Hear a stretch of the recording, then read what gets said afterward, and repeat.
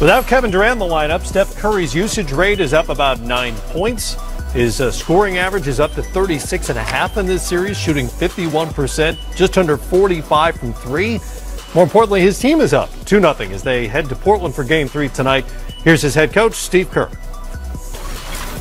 Hey, Steve, Mark, Medina Bay Area News Group. Leading up to a game, are there any signals, whether it's in team meetings or preparation, that give you a good indicator of what kind of focus the team will show to start off?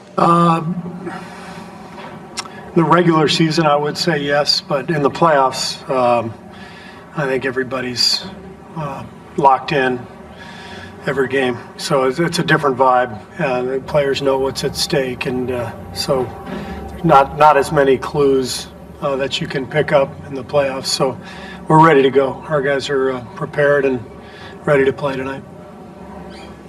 Steve, Scott Osler, San Francisco Chronicle. Do you have any comment on the school thing yesterday where the kid showed up at school with a gun nearby here in Portland?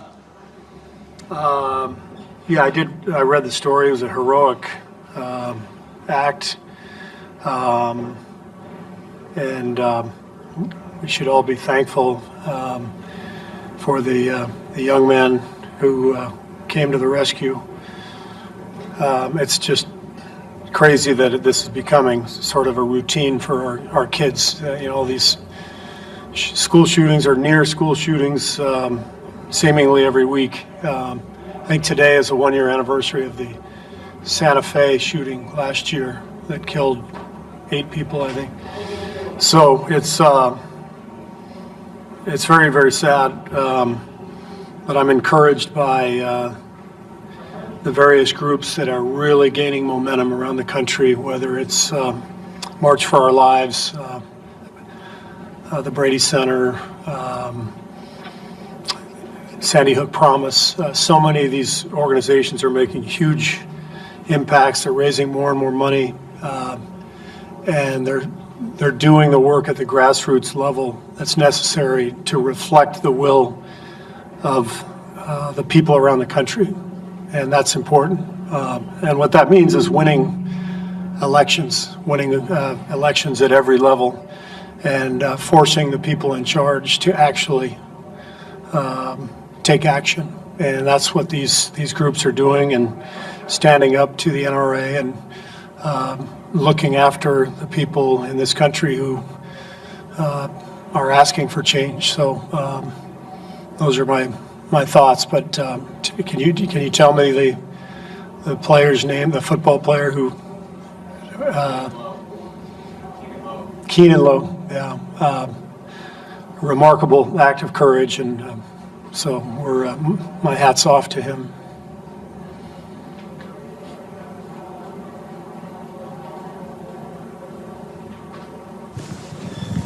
Steve Mindybach, ABC 7 Sports, has ever come back from being 3 down in a playoff series. So this game is going to be very important, obviously, for the Trailblazers, and at home, the first Western Conference Finals game in nearly 20 years. But what specifically do you expect from Terry Stotts' team? Like, what are some of the key points that you're going to be looking out for most as soon as this ball tips? I didn't hear the end. What specifically do I expect from Terry Stotts' team, Terry? Just and maybe a couple of his key players, because they're going to be aggressive. Right. They need to pick up this win, but a few key points that you're really going to be watching.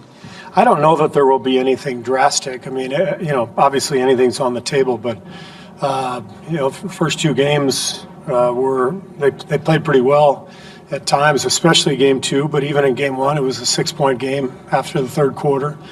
The score at the end may have been a little misleading, but we talk about that as a staff. What will they do? What will they adjust to? How will they adjust? Will they play different combinations, different matchups?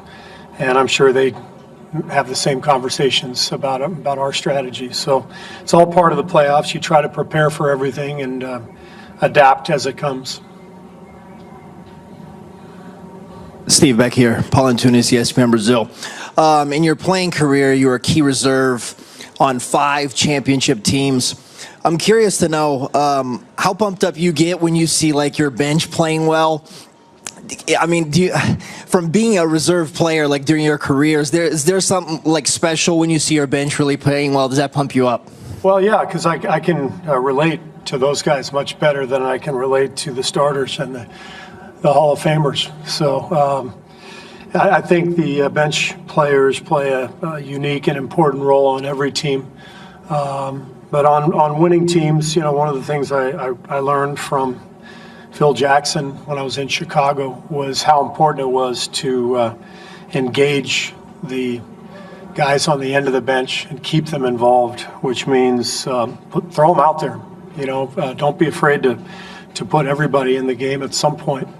And there's going to come a time where every single player on the roster is going to have to contribute to help your team win. So we're blessed with a lot of talent, so we're able to mix and match and play some of our young guys, bench guys routinely, and put them in with other starters and protect them a little bit. But I think there's a real power in that dynamic. It keeps everybody more engaged, more connected, I think more committed to the goal. And I think what's happened the last few games with our bench playing a key role in Game 6 in Houston and then the last 2 games against Portland has been galvanizing, and I think our team feels really good right now. Didn't hear the question there, but Steve Kerr was non-committal about a lineup change. It'll be interesting to see if he goes with Kevon Looney as the starter tonight in Game 3. CJ McCollum and the Blazers got to get a win. CJ's shooting just 38% in this. Damian Lillard, 23 points, 10 assists in Game 2, but not enough, and they face an 0-2 hole tonight. Here's Blazers head coach Terry Stotts. Hi, Kareth Burke, NBC Sports Bay Area. What's the urgency you feel to make the most of these games at home? The urgency tonight is pretty obvious. You don't want to go down 0-3. That doesn't bode well. So I think not looking past tonight is important. This is the game that matters right now. Hang on, maybe here we go. Nick Krupke, Fox 12. You've been here long enough, and you've obviously been around the league long enough. What it means to these people to have a conference finals back in Portland? I think it's great for the city. It's a great basketball town, such a great Blazer town, and to have it back here, it's easy to remember for me the 90, 92 finals and the successes they've had here. So to be a part of it is pretty special, but I'm really happy for the fans in the town. Oh, Terry? Scott Osler, San Francisco Chronicle. There was an incident at a school very nearby here yesterday where a kid showed up at school with a gun and there was so forth. I'm sure you heard about it. Do you have any comment on that? To be honest, I hadn't heard, so I can't comment.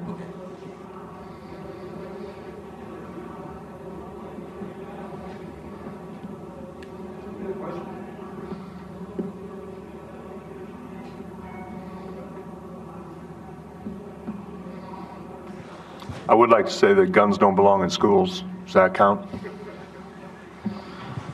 I don't know if I needed to say that, but probably do. Never hurts. Terry, Casey Holdall, Trailblazers.com. What are maybe some of the things that you guys didn't do in the second half of Game 2 that you maybe would like to apply to Game 3 here? We need to handle their pressure better.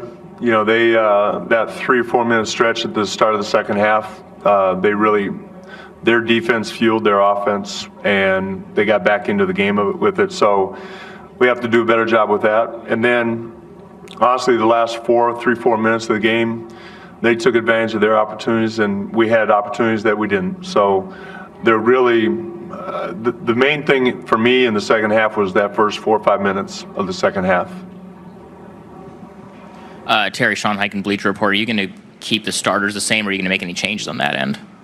Well, if I were, I wouldn't say it. So you had to ask.